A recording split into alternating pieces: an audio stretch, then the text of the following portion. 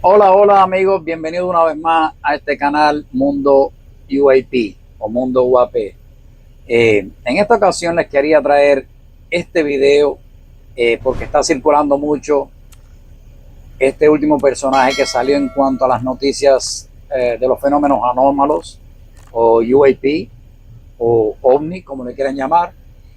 Y creo que es muy importante para dejarlo pasar por alto. Así que su nombre es Yoshua Shelton. Y este personaje, entre los años 2002 y 2006, estuvo trabajando en una especie de base donde se guardan armamentos nucleares. Eh, entonces, aparentemente tuvo varios encuentros o cosas raras, eventos raros que le pasaron. Pero en este caso les quería dejar este video que es muy importante, que salió en una entrevista reciente en la cadena News Nation. Los créditos van para ellos. Ahí les voy a dejar el enlace en la descripción de la entrevista completa para que la disfruten, porque está muy buena. Tiene como una hora y algo. Bueno, sin más, déjenme dejarles el videito y después hacemos nuestras opiniones.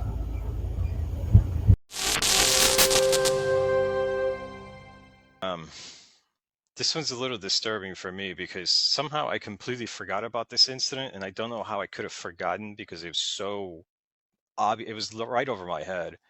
And when we talked, you got in contact with Robert Hastings, who I had originally talked to shortly after I had separated.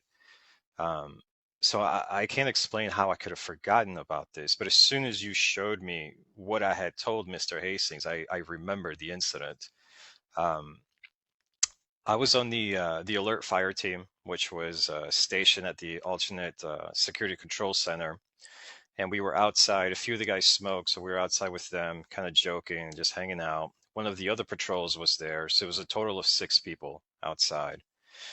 And I remember that the guy that I'm facing, we're talking, joking about something, and he kind of looks up above my head, and his eyes just go wide.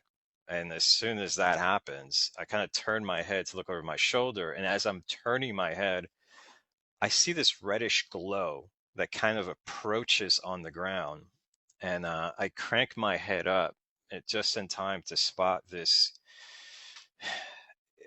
I mean, I hate to say it, but it was a classic flying disc shaped object. I don't think that it was physically on fire. It was almost like this almost like magma type glow was wrapped around the front of it, and that was what was illuminating the ground underneath it.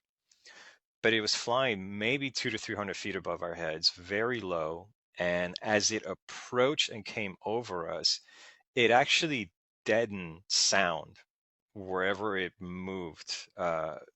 Like the natural sounds of like the building right next to us, the desert, other patrols in the distance, they got very faint, almost like when you stick your head underwater. And as soon Is as there they any noise cleared, from the object at all? Do you hear anything like a propeller or a jet or a turbine? nothing like that. A little bit of a hum, but I don't like I don't know if it was the object creating the hum or maybe its interaction with the atmosphere. Now, let's not beat around the bush here. This is a craft, a solid physical craft of some kind, breaching the airspace over what is probably one of the most sensitive facilities in the United States, if not the world. This is where thermonuclear weapons are stored. Describe what happens. So the object came right overhead, and you could tell it was losing altitude because it was dipping down lower as it came and passed over us. As soon as it was clear of us, that's when sound returned and you could hear everything normal.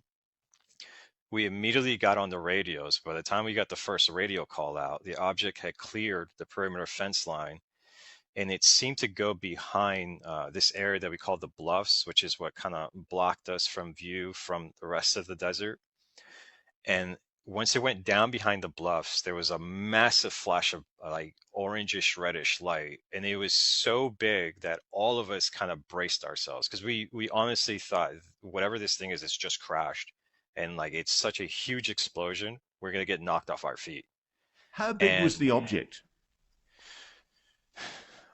I'm a little hesitant because at nighttime and you don't have a good reference, I estimated it was 200 to 300 feet above our heads. If that estimate is right, and I'm fairly confident that I'm right about that, I would say it's about 45 to 50 feet across. So it was Wow. it was a good size object. It wasn't a drone. It was very large. I've Could been it have next to been military an aircraft. aircraft of some type? Maybe a blimp or is there any kind of known prototype or craft that you can think of that might plausibly explain the shape that you saw? So it was definitely not a conventional aircraft. It had no wings. It was a perfect disc-shaped object. Any Um, windows, lights? we only saw the underside, and the underside was perfectly smooth. There was no, I mean, it did go by pretty fast, but there was no obvious markings, no obvious Was it? signs of. Did it have a metallic sheen to it, or was it of unknown construction? Did you see? Did it look constructed? It definitely looked like it was something that was built, and whatever this reddish glow at the front of it was, it consumed about a quarter of the craft or the object, and it was reflecting off the bottom. So that's why I know that even though it was dark, that's why I know that it definitely had a sheen to it of some sort. Like it was able to reflect that light from this glow. And so you hear this massive explosion. Was there a concussion? Was there a So physical force from the blast? So that's the thing. We didn't hear an explosion. We saw as soon as it went under the or behind the bluffs, and again, it was definitely on a downward trajectory. We saw the bright flash of that orangish light. There was no sound, and we braced ourselves. There was no sound, there was no concussive force, there was nothing that you would expect. I mean, we kind of felt stupid because we suddenly like you do this dumb pose where you duck down. Um, Nothing, no sound, no force, So absolutely nothing. what's the response to something like that? Clearly, something has breached the airspace over an incredibly sensitive facility. You've obviously got to go and investigate. Yeah, so I know on the central security controller side, one of the first things that he would have done would have been to contact main base, to contact the air traffic control tower. So I know that they would have done that. I don't know the results of that from that night, but as far as us out on patrol, we immediately went mobile. Anytime there's like a significant security incident, but no specific threat, everyone goes mobile. Everyone's in their vehicles, fully kitted up, ready for something to happen. The exterior patrols, Oscar 1 and Oscar 2, they were dispatched out to go to the bluffs because we expected an object to be crashed there. We fully expected to find like hurt people, something. So they immediately went out there to start looking for this object.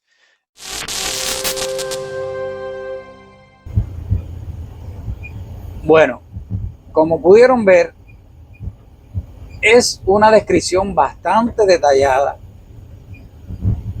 de un evento que le pasó en esta base, aparentemente de noche, y con 6 testigos. Eran 6 personas en total, según dice él, eran 2 patrullas. Yo les voy a ser sincero, yo cuando veo cosas así, uno siempre se pregunta, ¿será verdad o será mentira? Porque lo cierto es que no se aporta ninguna prueba física, no hay ninguna evidencia de esto que él le está diciendo. Pero al mismo tiempo resulta difícil creer que alguien con una carrera militar va a poner su cara en televisión nacional para decir unas cuantas mentiras, y especialmente cuando no le está sacando nada, al menos nada de dinero.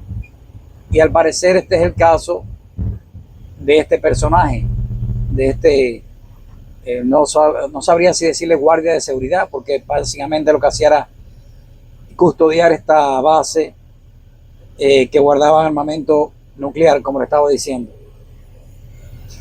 Yo preferiría pensar que no está mintiendo, aunque no lo puedo garantizar 100%, no tengo cómo. Así que los dejo a su disposición, sus opiniones. Díganme en qué piensan en cuanto a este personaje. Les recomiendo que vean la entrevista completa. Como les dije, se la voy a estar dejando enlazada en el video porque creo que está muy interesante. De estas cosas estoy notando que están saliendo muchas personas a hablar de algo parecido. Ya estuvo el caso de uno de los participantes en la audiencia, también habló de naves que vio. Y hay varias personas que han salido hablando últimamente de esto. Él en la entrevista, al final de la entrevista, él habla de que él está tratando de que salgan más personas porque ya está bueno de tanto que se esté ridiculizando a las personas que han tenido ciertos contactos o han sido testigos de ciertos eventos. Así que, como quiera que sea, ahí les dejo el enlace del video para que lo vean y díganme qué les pareció. Déjenme saber en los comentarios qué piensan, si creen que es cierto, si es mentira, si está mintiendo, si es verdad. ¿Qué ustedes creen? Su opinión es importante. Bueno, gracias. Y como siempre les digo, suscríbanse al canal, denle un like, compártanlo para difundir más estas noticias que pienso que son importantes. Todo lo que salga con respecto al mundo ovni es importante. Así que nos vemos en el próximo video. Gracias. Echo fades, then a spark ignites. 6 seconds burn. Now we're in the fight. Lights flash, they tear through the night. Hearts crack, we're losing the fight.